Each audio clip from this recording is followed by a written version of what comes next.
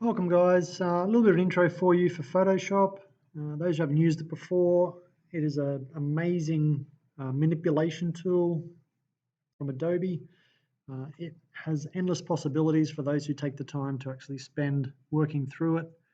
And even myself now, after using it for about 20 years, I'm still learning new stuff all the time. So it's not a quick fix, but I can show you a few things to get you started, and it's up to you to spend some time honing those skills. When you open Photoshop, it'll give you a screen similar to this. You want to start with a new document pretty much every time. I always start with a preset. So if you look up here, there are lots of presets. My preset is always A4, which is 210 by 297. If you notice resolution here, the resolution will always need to be 300 dpi when you're doing anything of quality. If you're doing things lower in quality, or you're doing something for the internet, you can always reduce that quality later, but always start with a higher resolution, at least 300 dpi. The orientation here, okay, there is a portrait or there is a landscape orientation. That can change in the program as well. It's up to you, but I always start it here, so you have to do it a bit later. For this exercise, I'm going to start with a landscape, which means that the width is 297 and the height is 210. Okay, I'm happy enough with the rest of this information, so I'm just going to create that document. All right, so there is my brand new blank document. I'm going to start giving you a little bit of a tour of Photoshop. Down the left here is a menu that you'll use a lot of. If you see in the menu a little arrow to the bottom right, it means if you hold that down, there are more options under that tool. Okay, so your move tool is your main tool. You'll move things around the screen with. You've got your selection tools here. So you've got marquee, ellipse will be the two that you will use the most. So the drawing the squares or the circles. Here is a lasso tool. Okay, so you can use either a lasso or a polygon lasso. Both are very important to use at different times for different reasons, which I'm sure I'll get into at some stage. Other things that you will pick up along the way, I won't go through all of them. You'll use your paintbrush a fair bit, okay, and underneath the paintbrush is a pencil tool. You will use a gradient or paint bucket tool, and also your text tool is another thing that you'll probably use a fair amount of. Okay, Photoshop is also governed by layers. So if you look over this side here under your layer palette, here will be the layers that you create. Once you create a layer, it will become active, and you can't move any other layer unless you are on the layer in your layer palette, which I can show you shortly as well. I'm just going to start with a new image. So I'm just going to go open. Okay. In here, I'm just going to grab a landscape that I just saved off of Google, and we can do a little bit of manipulation of that. Okay, so here is my image. If you notice up the top tab here, here is the untitled one I just created. So that is my A4, and here is the image. All right. I'm just going to use my move tool here to grab that image and drag it over to this tab, come down and drop it on the page. Okay, so you'll see, because I got it off of the internet, the resolution is quite a bit lower, hence why the image is smaller when you paste it onto your artboard. So I'm just going to change the size of that. So I'm just going to go Edit, Free Transform, okay, which gives me my bounding box. And I'm going to simply drag that out, okay? Drag it out so it covers the entire artboard. Right, when I'm happy with that, I'm just going to press Enter. So now I've got the image I found at the right size, at the right DPI, and I can manipulate it quite well. Still, you'll find that the quality is rather different. When you're finding anything on Google that you want to use, you're best to get the highest possible quality on Google before you start saving, because otherwise it's going to look pretty poor.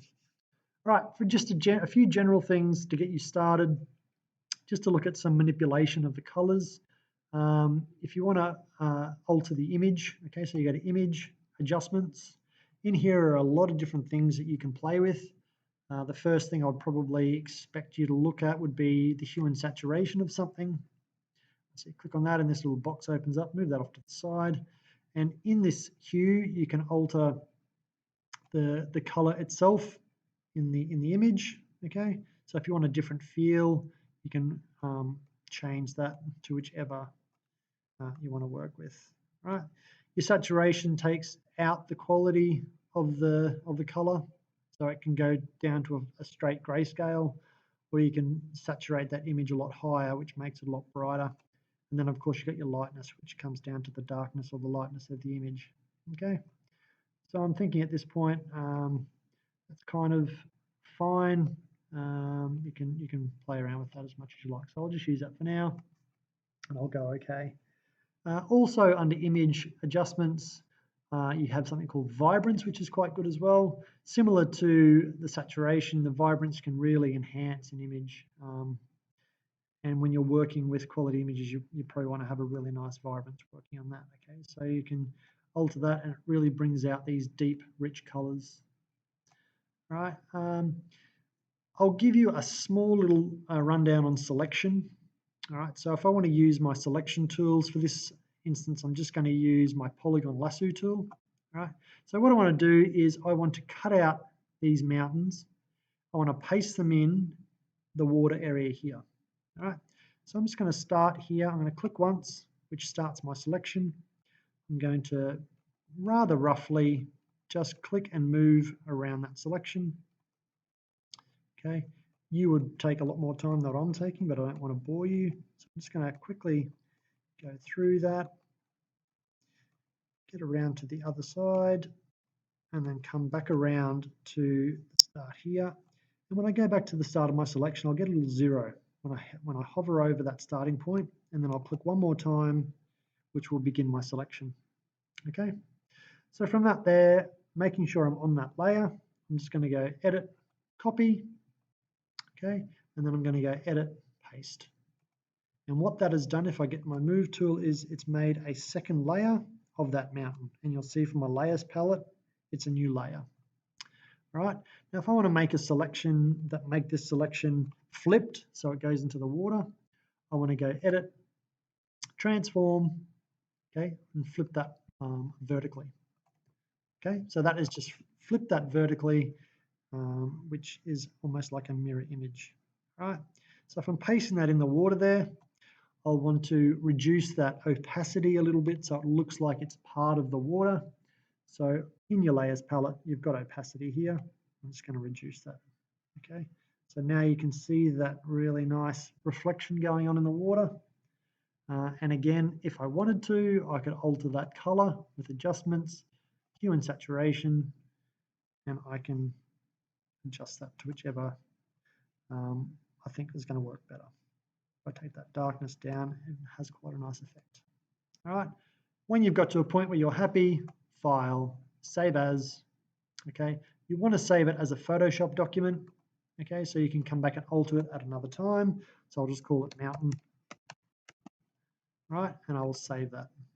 Okay, if I wanted to save that to put it into a, say, Facebook or some sort of platform, I would go File, Save As.